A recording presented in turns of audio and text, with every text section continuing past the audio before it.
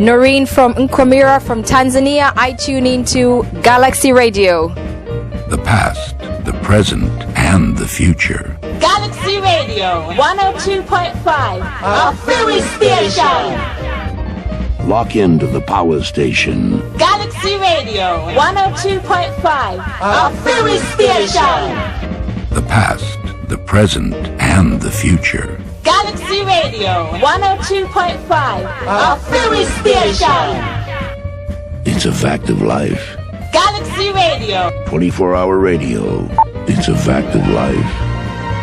24-hour radio. 102.5, a Philly station.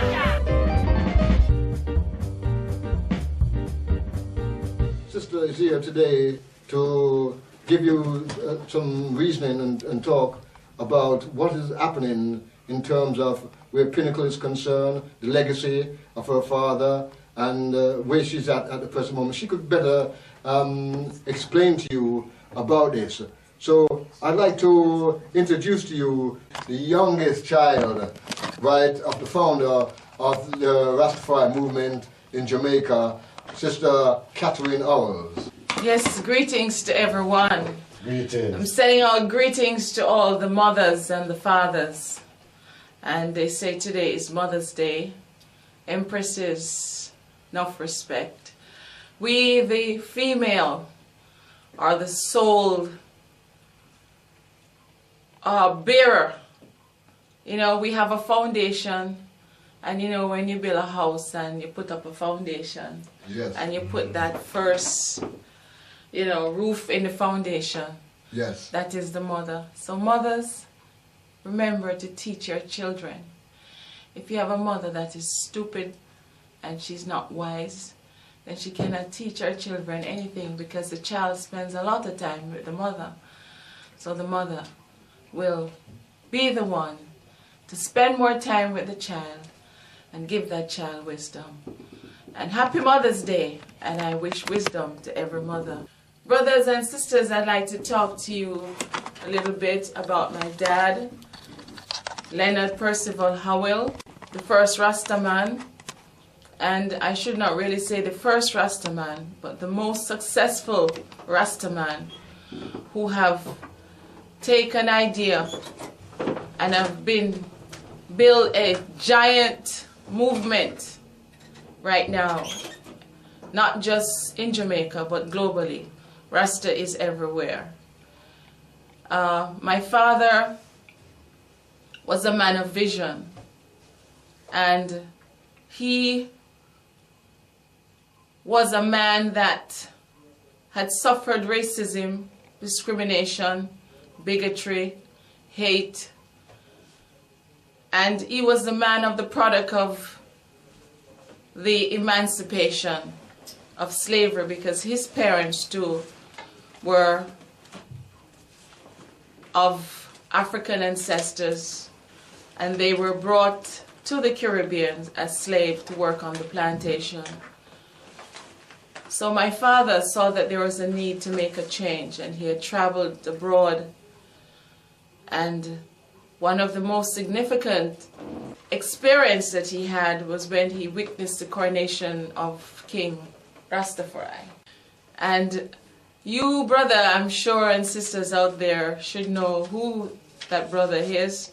Our King, our Kings of King, our Lords of Lord, Conquering Lion, Tribe of Judah, Jah Rastafari. Hail the eye, ADL. We give praises to Jah Rastafari, because Jah Rastafari opened up our eyes. Jah Rastafari gave us light. Right now, today, Sunday, a lot of sisters and brothers out there are going to worship a white God, a blonde hair, blue eye, white God. But I'd let you know that if you cannot worship a God that looks like you, then you do have a problem. If you look at the whole scenario, brother, yes, you see that the Indians, they worship a God that look like them, doesn't it? yes. You look at the Chinese, They worship a God that looks like them, don't they? Dominantly, yes. Right. The white man worship a God that looks like him. Dominantly, yes. Why is it that we can worship a God that looks like us? In truth, because the simple reason for that really, because we are a conquered people. As a conquered people, they enforced their religious belief upon us, really, and it's not something that was part and parcel of our culture, right? But what you're saying there is simply this, that the belief that we have, whether we are Muslims, whether we are Christians, outside there, it's a conquered religion, a conquered belief, and it doesn't reflect and it doesn't represent us at all. You are perfectly right, my sister. But the truth is, when anyone takes away your history and takes away the knowledge of self, yes, and let you serve a God that don't look like you, they take away your dignity. Yes. They take away your nobility. Truth. They take away your honor. Yes. They take away your pride. They take away your self-esteem. Yes. They take away everything that is all about self. Yes. So this is what my father, Leonard Howell, did. He went back to Jamaica and says, we are taking back our power. He took a picture of the emperor to Jamaica, and he started preaching liberation and salvation for black people. He took a picture of the emperor and says, this is your God and King. He is your Savior. He has given you land in Ethiopia that you can return to. And you no longer have to be in Babylon, where the white man subjects you as slaves anymore. And one of the most significant things my father did up to today, I admire him so much. By far, he was not infallible because he was a man. He was a man that has nature of a man, weaknesses as of a man. But to me, he was the most infallible man because I see him as a very, not just a spiritual man, but as a mystic man and a messenger. During the St. Thomas, in the 1930s, there was a big, I don't know if you recall that big revolution that broke out in St. Thomas. Remember about that? The uprising. Did you remember that? Yes. Did you know the planters had opened up their doors and opened up the gates and tell the slaves, all right, now you're free? And those slaves had no place to go. Okay, okay. So what do you think had happened to them? No, tell me, please. Tell my listeners. No, they take us from Africa, they pack us like sardine in a little place and take us to the Caribbean and elsewhere, right? And so they took us here, subject us to all kind of degradation and the humane situation and condition that these slaves had to work under. Finally, they said, okay, you're free. No compensation, nothing to say, well, okay, here's a house, here's some money, go find yourself a house to live. So the people in those days in St. Thomas, they were suffering from hunger. They were suffering from sickness. They were suffering from all different kind of problems. And at that time when Daddy was preaching liberation and salvation, he had lived among the poorest of the poorest, even with the Indians over there.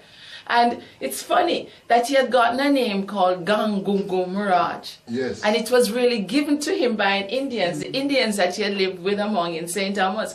Because when Daddy came to Jamaica, he came with Money. He had already done his travel.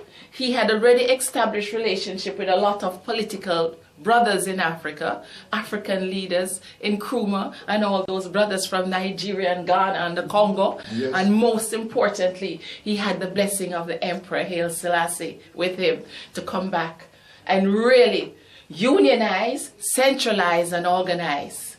And so Daddy scouted all around Jamaica to see what can he do to bring black people together. And the Spirit led him to Pinnacle. Pinnacle is located in Sligoville in St. Catherine. Most of you don't know that, right? Have you ever been to Sligoville? Yes. You know where Sligoville is? Yes, as a youth, pass through there. Yeah, man. It's before you get over that big rock, you know, when you turn off the Sligerville Road, like you're going toward the Spanish Town Hospital, you know that big bridge? Yeah, you come off of the big rock and you go up there and you go way up to the hill, right?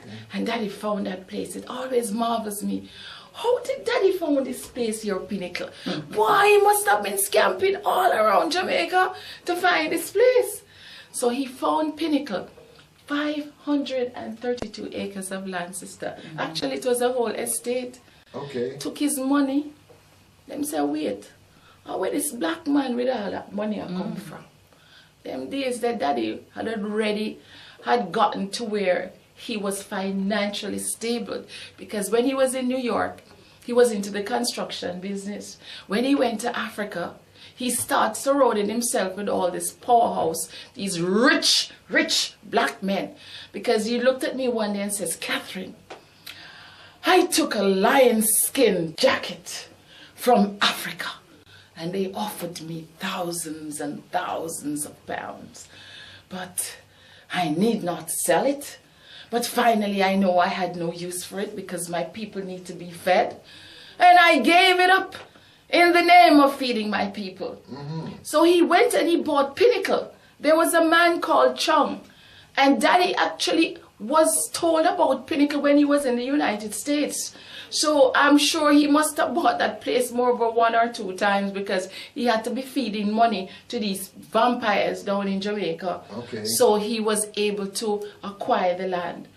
And anybody in their right mind must stop to realize that if my father did not have the money and the money power, he could never have obtained Pinnacle.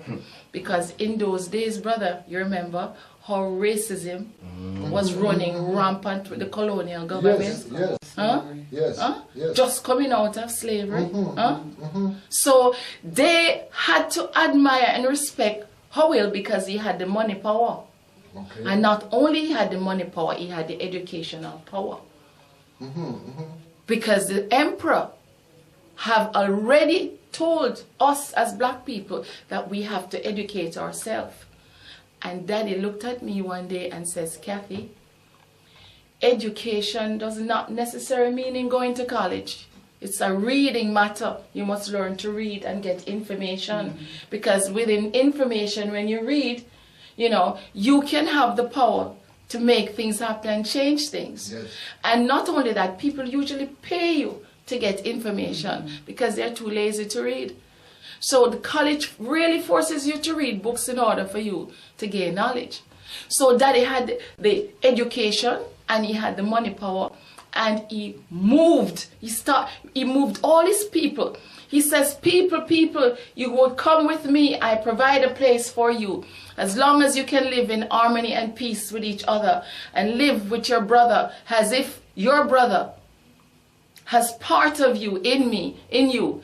In other words, what he was trying to say, that you have to be your brother keeper and your sister keeper. And so there was over 1,000 people at the time moved with Daddy to Pinnacle. And in Pinnacle, they settled there. They built their homes. And it became a whole united nation of, at the time, they call themselves Howellites. And what they did was really powerful. And because I was born in Pinnacle, I can sit here and testify to that. Because my father had about, at least what I know, over 10 children.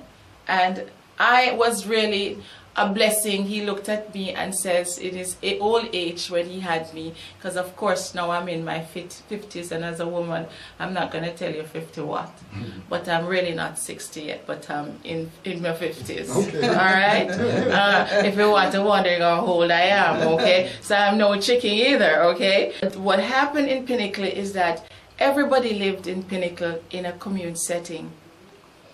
A man have a piece of bread, I'm going to break that bread for all the little brothers, the brethren that's around him.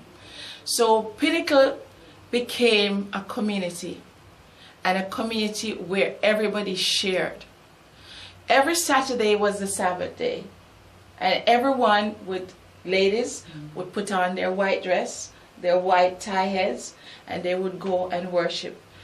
Most people look at Daddy and said, but this man was a bald head. Sure. The emperor was a bald-head man too. So